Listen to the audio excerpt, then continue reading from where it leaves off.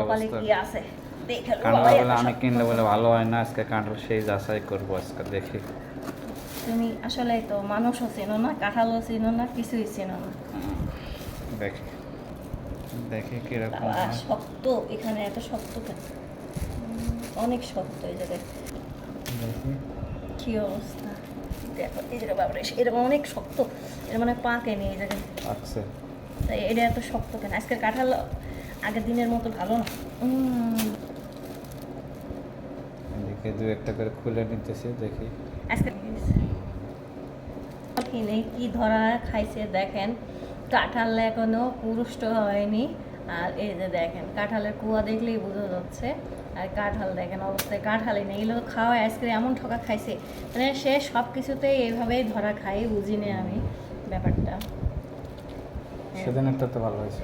আগের দিনেরটা ভালো ছিল, কিন্তু আজকেরটা একেবারেই ভালো না। কাঁঠাল একেবারেই কেমন জানি। এই যে দেখেন কাঁঠালগুলা, কাঁঠালের সিঁড়ি, মানে আমার মনে হয় যে ফুলা কাঁঠাল এই যে পাকাইছে, দেখেন অবস্থা। কাঁঠালের কুয়া দেখলেই বোঝা যাচ্ছে, আটি দেখলেই বোঝা যাচ্ছে। সপ্তাহে নিলাম সেদিন মতো।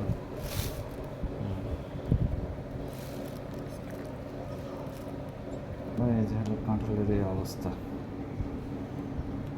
আর এদিকে আমি রুটি নিজেরটা নিজে সেঁকে নিতেছি। এই যে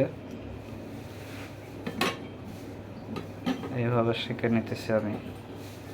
আরও দুইটা আছে এখানে, এই দুইটাও সেঁকে নেব। এখানে কতগুলো বানিয়ে রেখেছি, এই যে সেঁকেছি। এই যে পরোটাও বানিয়েছি আজকে। তো কেমন হয়েছে আজকের ব্লগটা আপনারা সবাই কমেন্টে জানাবেন। আর এদিকে ছেলে মেয়ের জন্য পাতলা ডাল রান্না করেছে, রুটি দিয়ে তারা খুব পছন্দ করে পাতলা ডাল, এই জন্য আলাদা পাতলা ডাল রান্না করেছে। তবে ভাই আর রুটিগুলো শেখা হয়ে গেছে প্রায় শেষ পর্যায়ে। তো সবাই ভালো থাকবেন, সুস্থ থাকবেন। আল্লাহ হাফিজ, আসসালামু আলাইকুম।